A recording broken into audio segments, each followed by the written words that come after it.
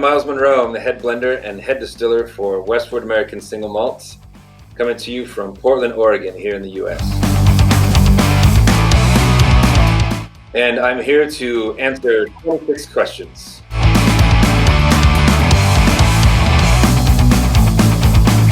I'm not really a summer person, so I'm a little miserable with how hot it is because I just prefer the clouds and the rain, but yeah, I've been all right.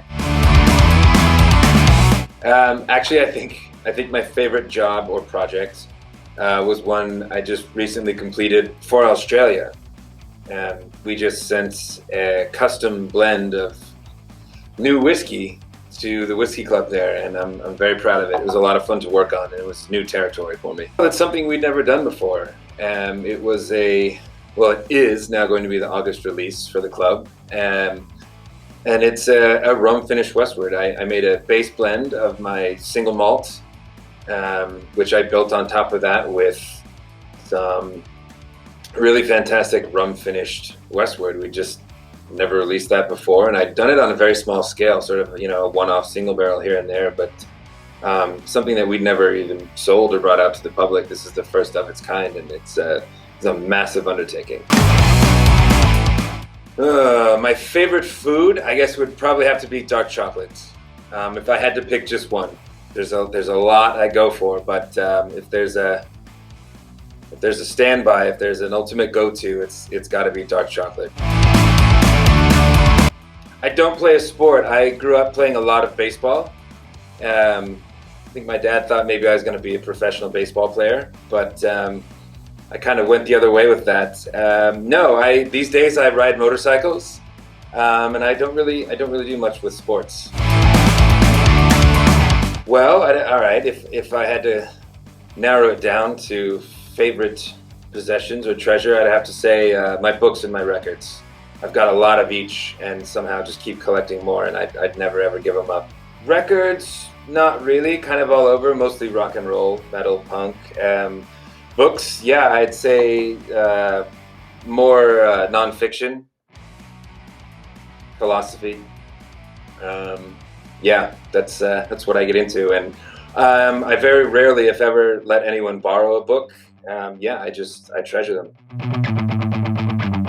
If I was immortal and could do anything, how would I spend my life? I think I would travel to every corner of the earth, explore every place on the planet I could, and then I suppose do it all over again if I had forever.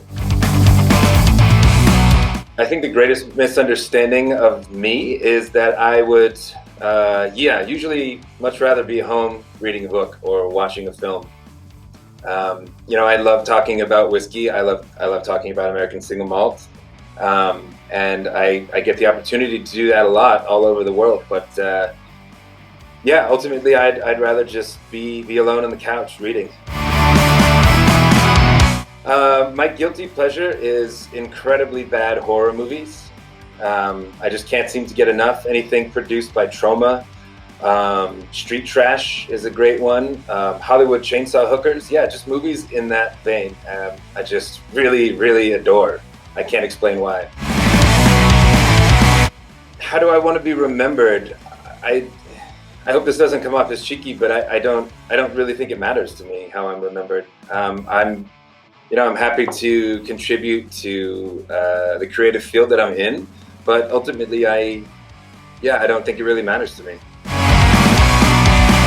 My celebrity crush is Penelope Cruz forever and ever, since as long as I can remember, and still.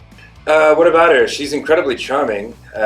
She's very cool.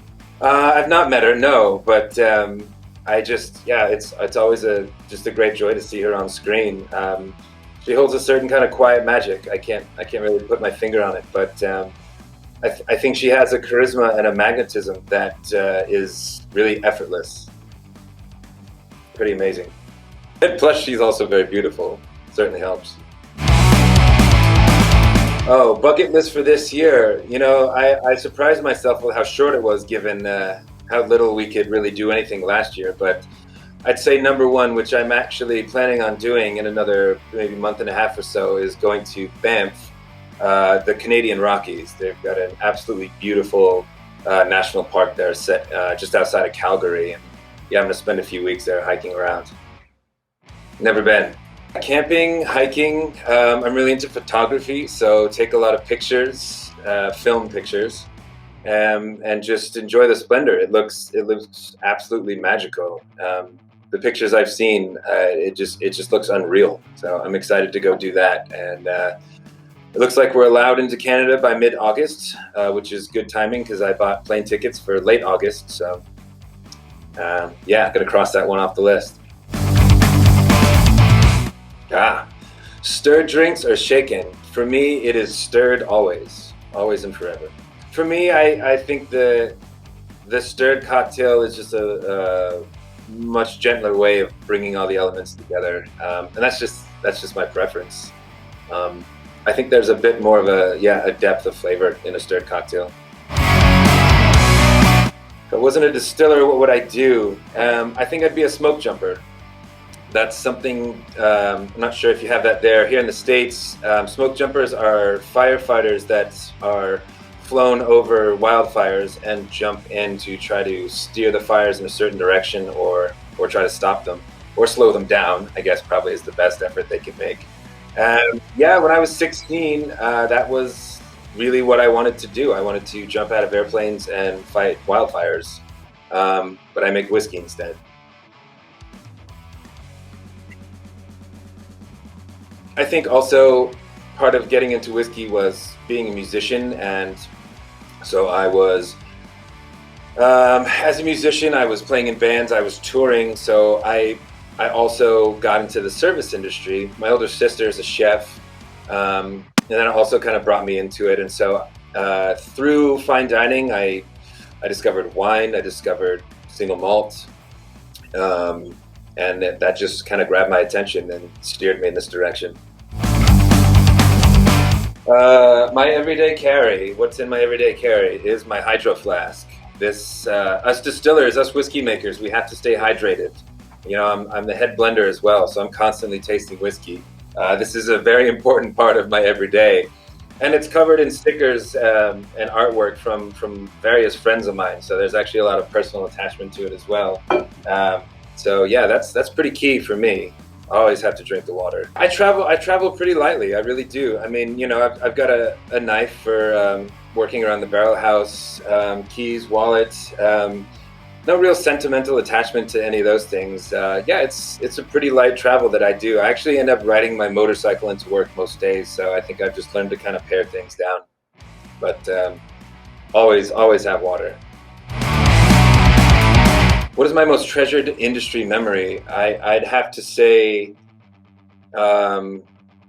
so far was bringing the whiskey, bringing our brand out to the rest of the world, bringing Westward, bringing our version of single malt out to Australia was the first. Now out to Southeast Asia. We're bringing it to Europe, so it's a very exciting time. For me, it's really the pinnacle so far of my career. So many people on these trips stand out. I think for me, meeting other distillers in different countries, meeting other journalists, aficionados, people in different cultures that really we connect in just an appreciation for whiskey, an appreciation for single malt. I treasure all of those interactions. It's really pretty special. I've been down to Oaxaca and visited a lot of the palenques there in villages, visited a lot of people making mezcal. And, we can immediately connect on our love of spirits, on being makers, on our process, on our craft. So those are really the interactions that I treasure the most. Is there a mentor or someone I look up to? Yeah, there's a few.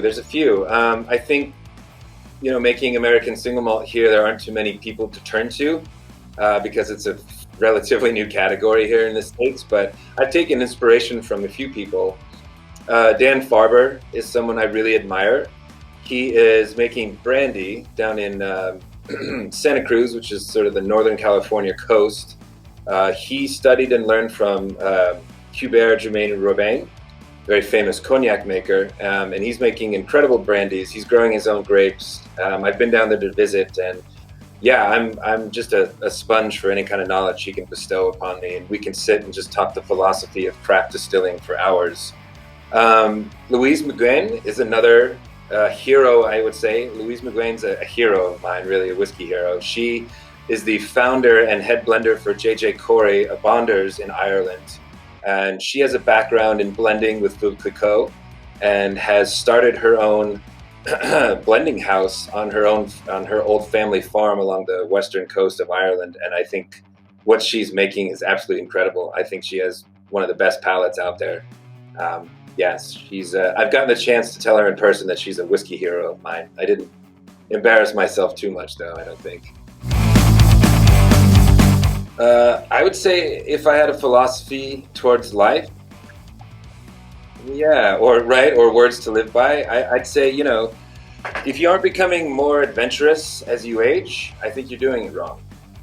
I think that as we grow older and experience more life and get to know ourselves more, that we should be more adventurous, and we should take more risks, and we should try more things. Otherwise, I think you might just kind of get settled into a routine, and I just don't see the point of that. My free time. I don't really have a lot of free time, but what I do like to do with some time off, ride motorcycles. I love to watch old films. I love to cook. Occasionally play some bad guitar. It's rare I have free time, but classic films, riding motorcycles, and I love to cook. I mean, living in Portland, we're in a pretty amazing place here. We're in the Willamette Valley, a very verdant area where a lot of great food is grown. So there's a lot at our disposal to cook with, to experiment with. So that's a lot of fun too. Where do I see myself in 5 years? Well, with whiskey, with making whiskey, we're always looking 5 to 10 years ahead. So probably with Westward, we've kind of already done our 10-year forecast. But if not, I'd say perhaps making whiskey on some tiny windswept island between Scotland and Scandinavia. Kind of seems like the thing. Yeah.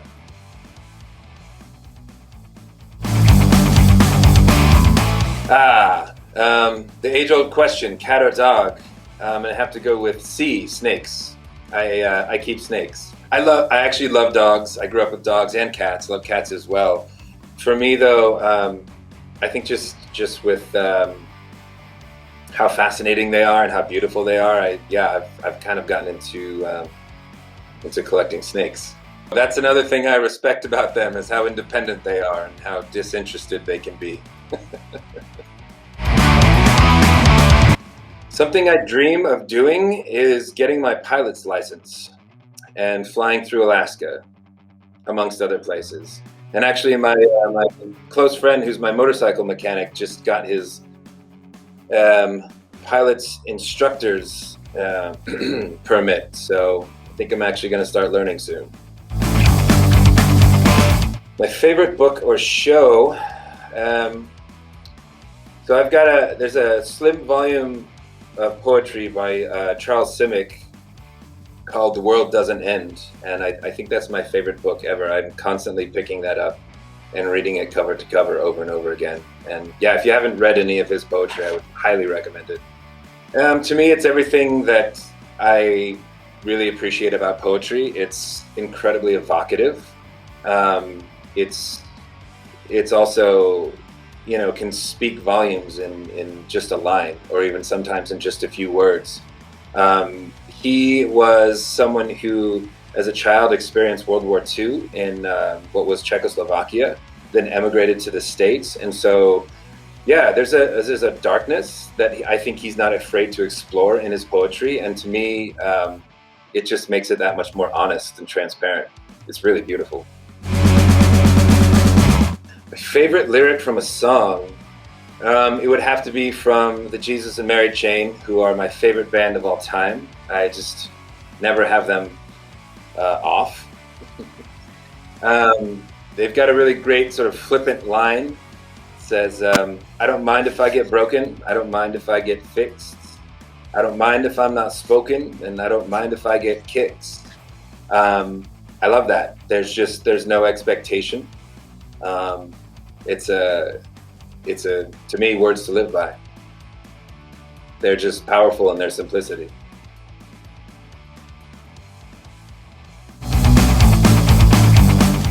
What truly makes me happy, I would have to say, is drinking a whiskey on a rainy, windy, stormy day.